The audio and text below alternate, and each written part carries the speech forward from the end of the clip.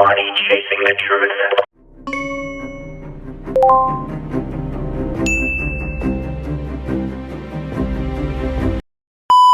So Justin Waller was banned by YouTube today. He had over 450,000 subscribers. He had over 93 million views. Vice is reporting the reason for the ban was that the Tates made him the face of the Real World and War Room. So, he had a couple different channels, Waller, and at the end of every channel, it would direct you to sign up for the Real World or the War Room. The Real World has been proven to be a Ponzi scheme directed at young teenage men, especially. Apple and Google banned the two apps. I was surprised that YouTube took this long to ban Waller because, that's all he does is promote it. And in the War Room, the Tates have been caught on wiretaps in the War Room teaching young men how to manipulate women, how to be mentally abusive, to sex traffic them for money. It's a fact. It's in the court transcripts. It's backed up by evidence. They were caught on wiretap promoting it.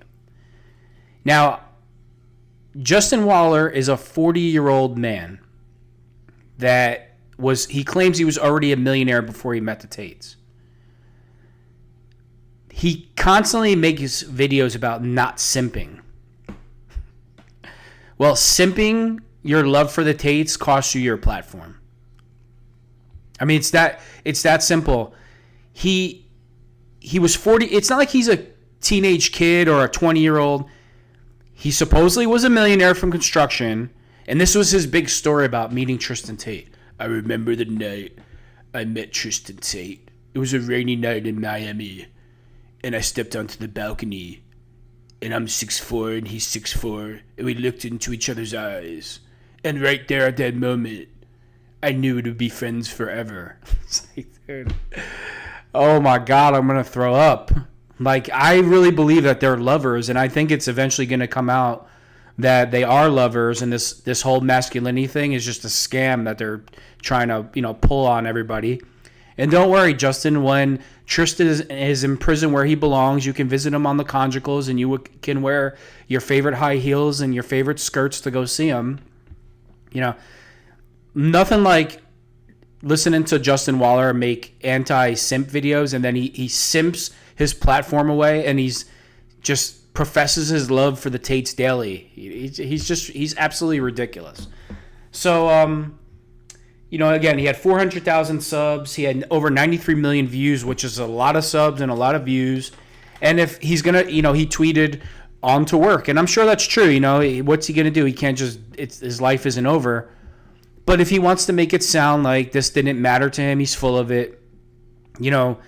So you think him putting on a suit and headed down to Miami Beach and jumping on a jet ski, you think that's just done with all phones, camera phones? No. They put in some work to grow the channel just like everybody else. And trust me, it bothers him. He could say whatever he wants. If it wasn't lucrative or he wasn't making money, he wouldn't be on YouTube. We're all on YouTube to make money. We all want that to be the bottom result. You might love making content. If you're making content and you're not pulling in any money, and you got to work a regular job, YouTube is a job. So he can say whatever he wants. He can play it off that it's not important to him. We all know that that's a lie. So there was a guy that was in the inner circle. His name was Kareem Muhammad Sid. He talked to Vice, and he was part of the War Room / Real World, and he was with the inner circle. And he claims that that he was told by the Tates that to only make videos about Waller because they would be less likely to be flagged by YouTube, but the videos about Waller would be used to get people to join the Real World and the War Room. If you want to take this a step further, I've been saying this for months, for a while. In the law, there's a thing called aiding and abetting. So if somebody's, committing crime and you're promoting them or you're helping them, you get charged right along with the crimes that they've committed. I'm really shocked that Waller hasn't been brought up on sex trafficking charges for promoting, especially the War Room.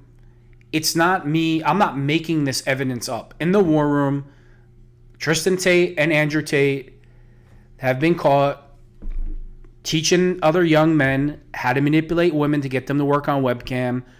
Tristan Tate is on there and he's saying, I'm going to work these bees 12 hours a day like slaves.